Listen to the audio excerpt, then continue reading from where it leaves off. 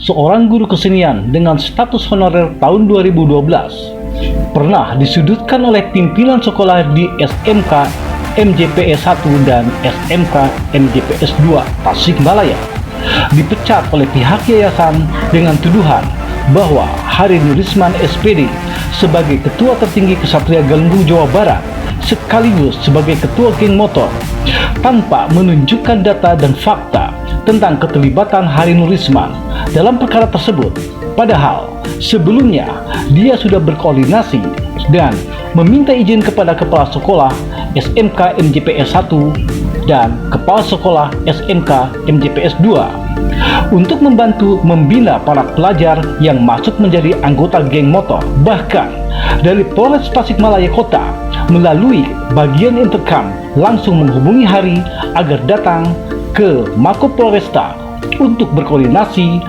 Kejadian pemecatan Hari Nurisman ini sebuah tragedi dunia pendidikan Indonesia karena di situ terjadi pembunuhan karakter atas diri Hari Nurisman. Namun ada hikmah di balik ini semua. Mari kita simak kilas balik cerita dari Hari Nurisman. Check it out. Hanya kepada Kang Rian dari Tasik TV. Baiklah, akan saya jawab. Saya mulai mengajar di SMK MJPS 1 dan 2 itu pada tahun 2008 sampai dengan 2012, sekitar 4 tahun yang lalu. Sudah 4 tahun. Di situ saya mengajar mata pelajaran seni budaya. Selain itu juga saya pernah diminta untuk mengajar sosiologi. Dan di situ juga saya sebagai pembina seni di SMK MJPS 1 dan SMK MJPS 2. Itu masa-masa Bapak lagi enjoy Pak ya, mengajar Pak ya? Iya, saya alhamdulillah Itu Pak ya? ya sangat menikmati profesi saya. Ya. Oke Bapak, di era Bapak jeda 2008 sampai 2012 ada suatu momen yang tidak mengenakan saat Bapak lagi enak-enak mengajar. Ternyata Bapak diduga bahwa Bapak salah satu ketua geng motor aktivis gitu yang dituduhkan sama Bapak oleh pihak sekolah. Kita nggak usah disebutkan ya nama kepala sekolahnya ya Pak ya. Iya. Oke ya. Nah, Bapak kejadian itu bagaimana Bapak sampai Bapak dituduh sebagai ketua geng motor Pak? Baiklah, jadi kronologinya memang ini sudah lama, tapi masih jelas dalam ingatan saya. Yang saya tahu tupoksi guru itu, tugas guru itu ada 3, mendidik, mengajar, dan melatih. Jadi poin yang utama itu adalah mendidik, kita memberikan contoh. Kedua, kita bagaimana kita menguasai materi untuk diberikan kepada pelajar. Ketiga, kita bagaimana supaya siswa bisa mempraktekannya. Nah, poin yang pertama, mendidik itu berarti kan kita harus jadi contoh. Nah, pada saat saya mengajar di sekolah tersebut, ada sesuatu yang membuat saya miris juga. Katanya sekolah tersebut, kata masyarakat, sebagai sekolah pembuangan atau gimana. Dengan seperti itu, ada apa? Mungkin masyarakat di situ karena sekolah tersebut sebagai biang kerok atau gimana, tempat tawuran atau gimana di situ anak-anaknya. Tapi bagi saya, anak-anak adalah mereka sumber yang harus kita bentuk. Jadi jangan pernah menyalahkan anak-anak. Justru disinilah kita dipertanyakan tanggung jawab guru bagaimana membentuk anak menjadi anak yang baik dan pandai.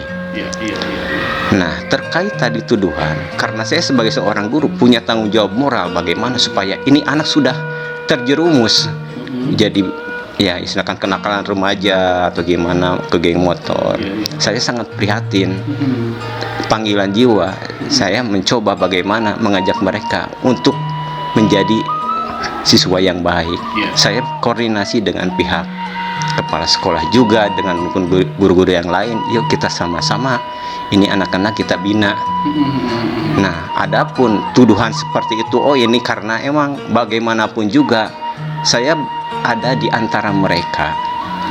Karena yang diperlukan adalah kita harus komunikasi. Nggak mungkin kita bisa merubah sebuah karakter atau sifat seseorang apabila kita tidak ada di antara mereka. Iya. Oke. Dan emang waktu itu terkait dengan geng motor sangat buruk image-nya. Iya. Tapi mungkin itulah resiko yang saya harus ambil. Dan saya pun membentuk untuk identitas saya mendirikan yang namanya Komunitas Kesatria Galunggung. Untuk di sekolah tersebut atas inisiatif pribadi. Dan ini anak-anak, karena saya sebagai orang tua, Anda anak-anak saya berkewajiban mendidik kalian untuk bagaimana nanti kalian setelah keluar dari sekolah kalian bisa menjadi pribadi yang baik, walaupun resikonya sangat tinggi. Apa yang saya lakukan tersebut. Nah, sementara itu mungkin Setelah Bapak membina, mengarahkan mereka, kita sebutlah geng motor gitu, Bapak Bapak bina sebanyak 1.000 berapa? Kalau nggak salah 1.400 atau berapa? kalau itu pastinya mungkin ribuan ada. Kata mereka, kalau saya tidak bisa memastikan karena itu informasi saja. Iya, oke. Nah, tiba-tiba setelah Bapak membina, gitu kan, mengarahkan mereka supaya terarah, gitu, ternyata Bapak muncul, gitu, dugaan kepala sekolah bahwa Bapak adalah, ya kan, tampuk pimpinan tertinggi dari geng motor ini, dan ujung-ujungnya Bapak dipecat, gitu kan, 2012 Bapak dipecat tanpa ada data dan fakta yang ditunjukkan, gitu kan. Nah, bagaimana perasaan Bapak pada saat itu, Bapak dipecat itu, Pak? Ada upaya hukum itu gimana? Nah, jadi pada saat saya juga kaget juga, karena nggak kaget gimana, karena apa yang saya lakukan itu sebelumnya ada khusus dari pihak kepolisian pun mengundang kepada saya untuk koordinasi dari pihak Polres sebelumnya kejadian tersebut. Dan di sisi lain ada waktu itu wakil wali kota Pak Haji Dede Sudrajat pun mengundang saya juga sebenarnya kaget juga. Sebagai pembicara? Enggak, saya diundang untuk bertemu beliau di waktu itu pas ada ospek Unsil. Tahun 2010 kalau nggak salah itu. Unsil ya di situ. Dan di situ Pak Haji Dede kesimpulannya gini, Kang, tolong bantuin masalah vandalisme dan geng motor. Beliau memanggil saya itu bukan nama saya tapi Kesatria Galunggung gitu. Nah, disitulah jadi logikanya. Apa yang saya lakukan itu karena emang alhamdulillah saya sebagai pribadi di tempat tersebut sebagai guru ingin anak-anak itu baik. Di sisi lain ada dukungan dari pemerintah dan dari kepolisian juga. Nah, pada saat saya tuduhan dipecat itu saya juga heran kenapa bisa seperti itu. Di sisi lain pemerintah sudah mengakui, wakil sendiri udah mengakui ya Bapak sebagai pembina gitu untuk menjadi narasumber ya Pak ya. Bukan sebagai pembina, cuman beliau itu cukup aja minta tolong masalah tadi vandalisme dan geng motor. Beliau tidak tahu saya memimpin atau karena emang saya tidak memimpin, karena emang saya diminta oleh anak-anak ya untuk membina gitu. Karena bendera saya, identitas saya yang asli itu dari Kesatria Galunggung, di mana Kesatria Galunggung punya moto begini, kan, silaturahmi dan saling menghargai sebagai jalan menggapai martabatillah. Jadi yang kita cari itu keridhaan Allah, nggak mungkin kita akan menyesatkan mereka atau dan lain sebagainya. Jadi itulah jadi dasar tujuan kita berjuang itu, karena saya yang mendirikan Komunitas Kesatria Galunggung. Seperti itu. Jadi ya oke. Bapak sudah diakui bahwa wakil wali kota Pak Dede Sudrajat sendiri sudah tahu siapa Bapak, ya kan, makanya Bapak menjadi narasumber untuk berbicara kan di depan publik gitu. Berarti itu sudah suatu pengakuan dari pemerintah gitu. Tapi di sisi lain, setelah Bapak bereforia dengan Pak Dede Sudrajat memberikan satu pemaparan kepada publik, tiba-tiba Bapak dituduh menjadi ketua geng motor yang boleh katakan itu tuduhan negatif gitulah, dan berdasarkan pada Bapak sekarang Bapak 2024 dikarenakan ada hukuman itu tidak menjadi PNS Pak. Gimana tuh menurut Bapak tuh Pak? Coba dijabarkan Pak. Memang inilah resiko dari sebuah perjuangan kan. Jadi saya juga pernah ngajak rekan guru yang lain, nggak ada yang berani kan. Karena apa? terlalu riskan resikonya. Kalau orang kan, kalau saya mendekati mereka, betul ada di antara mereka, bukan hanya kata geng motor mungkin yang saya itu saya, karena di sekolah tersebut siswa yang saya ajar di antaranya masuk ke geng-geng yang ada. Tapi saya tidak pernah menganggap oh ini jelek, enggak, itu saya lihat mereka itu punya kesamaan hobi. Adapun pada saat kejadian kerusuhan itu kan karena oknum, di sisi lain kurang adanya komunikasi dari kita pihak orang dewasa. Dan efek emang dari tersebut, mungkin para aktivis juga paham di sini ada sebuah pembunuhan karakter. Karena saya difitnah seperti itu, dan faktanya emang tidak pernah ada, tidak pernah diminta klarifikasi. Nah ini kan suatu hal yang sangat mengerikan di dunia pendidikan, di mana dalam dunia pendidikan itu disitulah kebijaksanaan, kebijakan dalam sikap kita sebagai contoh, karena profesi mulia sebagai seorang guru itu sama sekali tidak ada, tidak di situ. Oke, Bapak setelah Bapak memang dedikasikan diri ilmu Bapak ya ke sekolah ini gitu. Nah, kepala sekolah ini kok tiba-tiba memaksa dengan alasan katanya Bapak anak buah Bapak atau geng motor tersebut itu membacok masyarakat atau bagaimana itu Pak? Oh ini, nah terkait, nah ini juga ada informasi yang salah. Jadi gini, emang kita mereview lah ke masa lalu. Jadi kita untuk mereview bahwasanya hal-hal seperti ini itu jangan sampai terulang kembali, yang hasilnya gitu kan, yang lucunya Pak Heri sendiri menjadi PNS 2024 sekarang ini dikarenakan mendapatkan sanksi hukum yang kualifikasi dari sekolah tersebut sampai 7 tahun Pak, dikualifikasi, lucu banget. Terus Pak, lanjutkan Pak yang tadi. Jadi terkait kejadian tersebut itu dikatakan saya juga masih kena fitnah juga. Jadi gini, jadi gini, karena emang saya ada insting nih anak-anak, makanya saya juga ini beresikonya sangat tinggi gitu. Saya juga wah ini boleh dikatakan taruhannya nyawa gitu, nyawa. Banyak yang jadi korban meninggal atau gimana gitu, karena emang kondisinya seperti itu. Ya berandalan motor yang kriminal seperti itu kan ada di mana-mana. Itu kan oknum. Itu kejadian di mana Pak? Kejadian itu waktu itu di belakang Mayasari, dekat Mayasari, di Pasarel,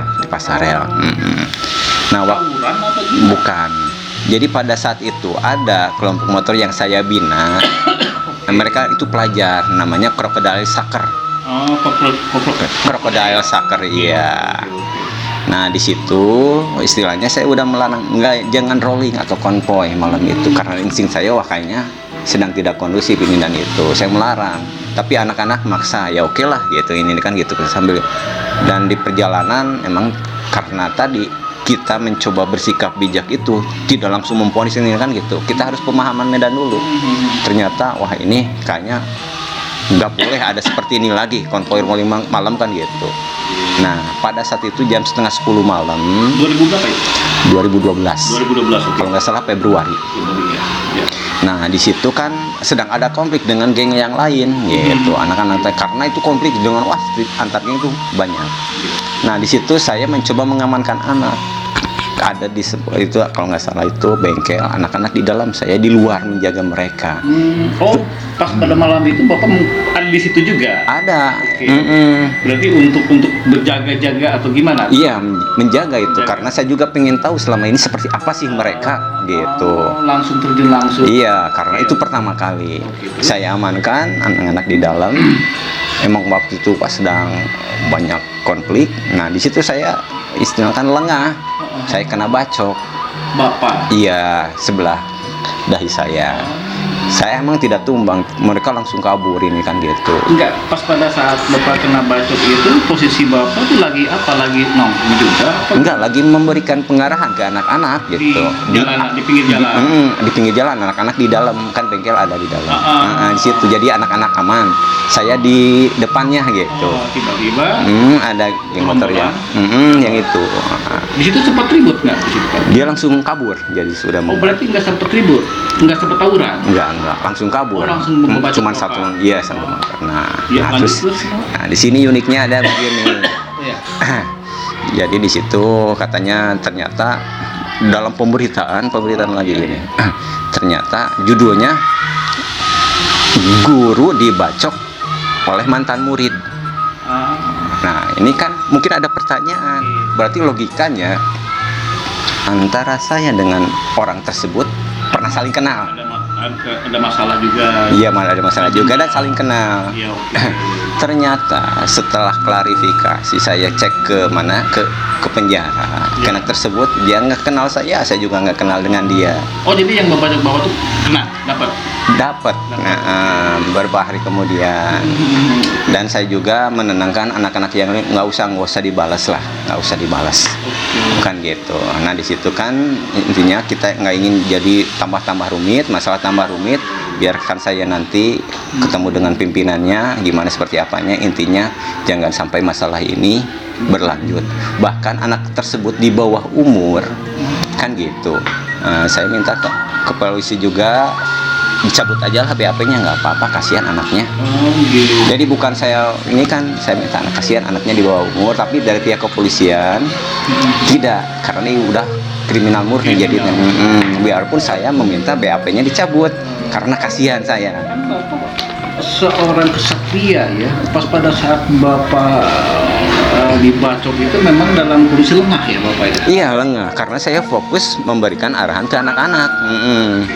Berarti posisi Bapak di jalan berarti? Di jalan, pinggir jalan.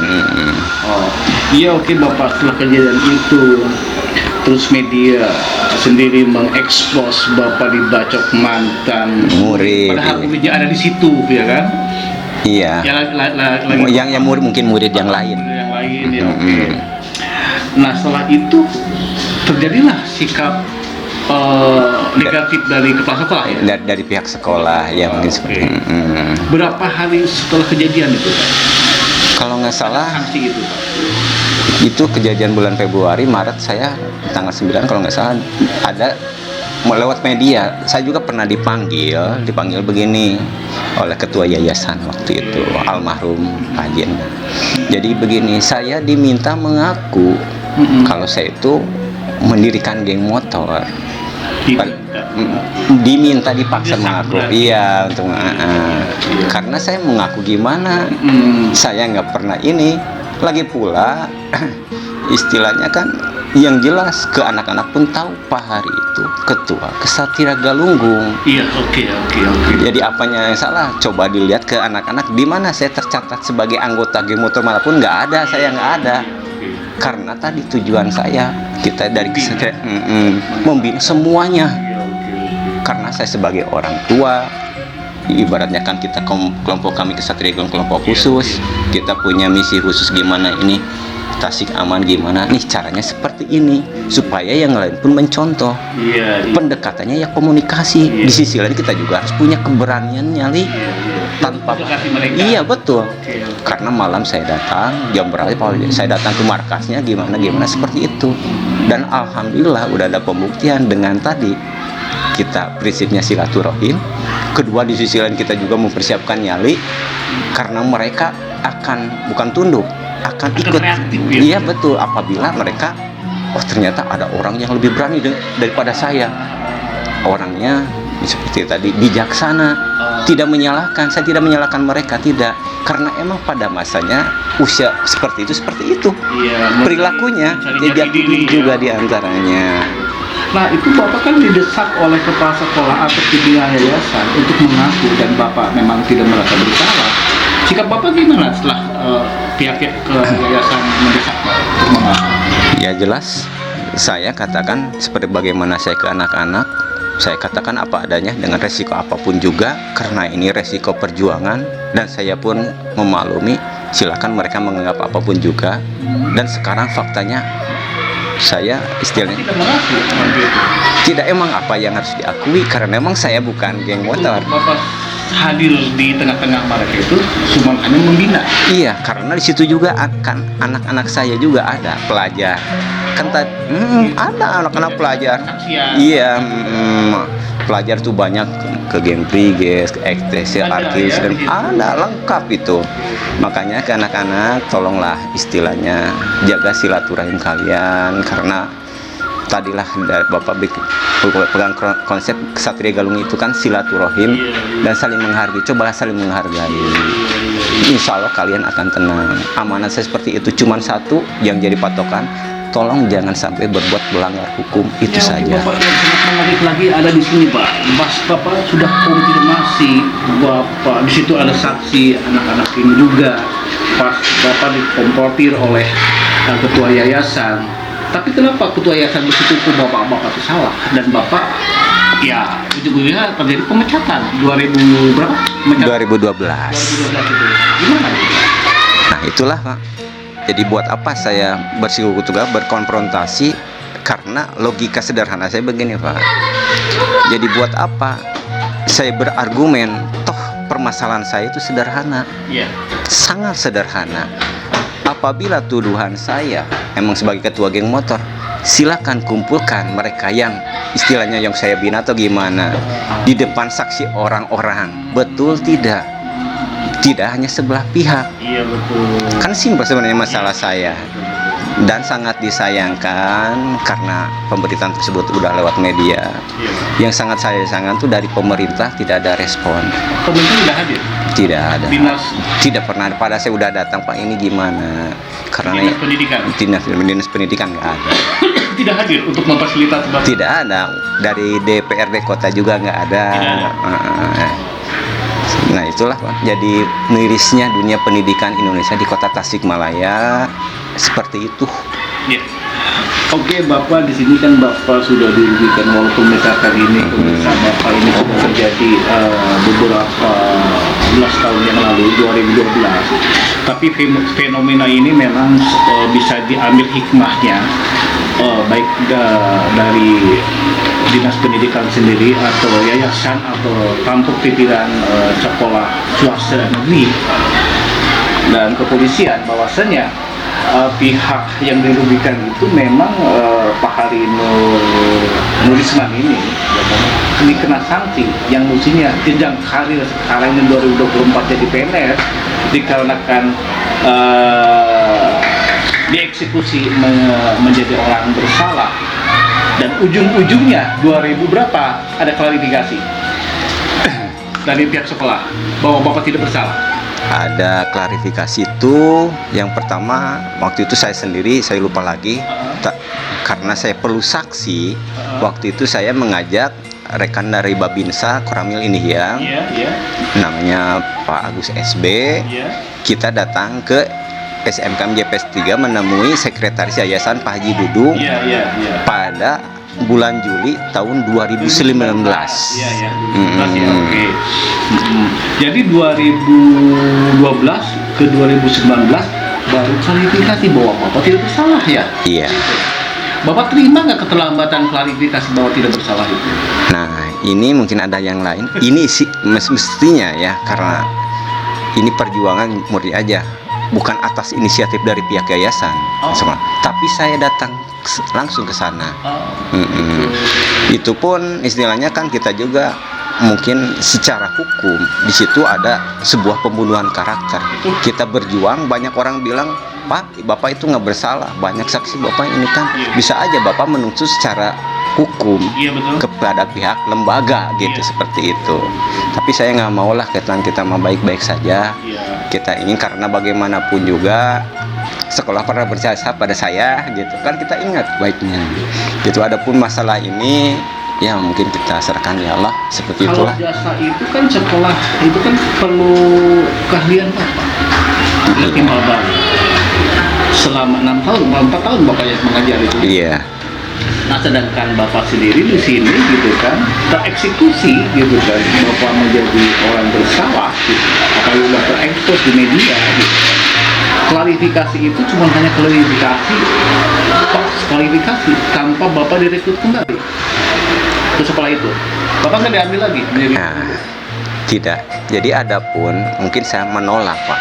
Jadi logikanya tidak ada untuk diminta lagi. Seandainya pun diminta saya tidak mau.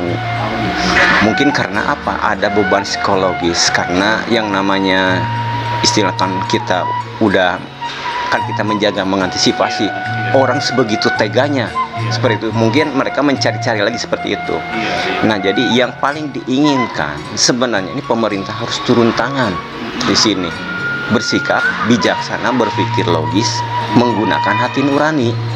Karena siapa yang mau kita sudah difitnah, dibani seperti itu, difitnah, dihina dan seperti itu sampai ke Facebook dan yang lainnya anak-anak tapi saya nggak apa-apa karena mungkin mereka nggak tahu.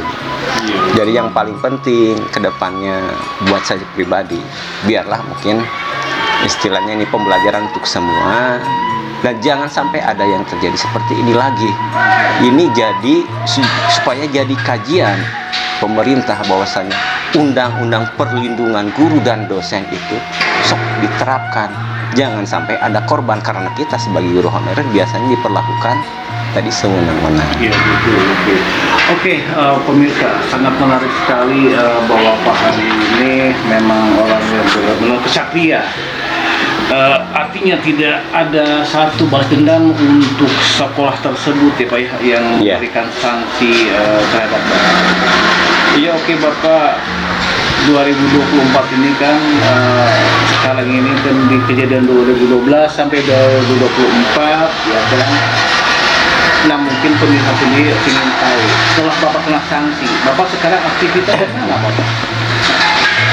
Alhamdulillah,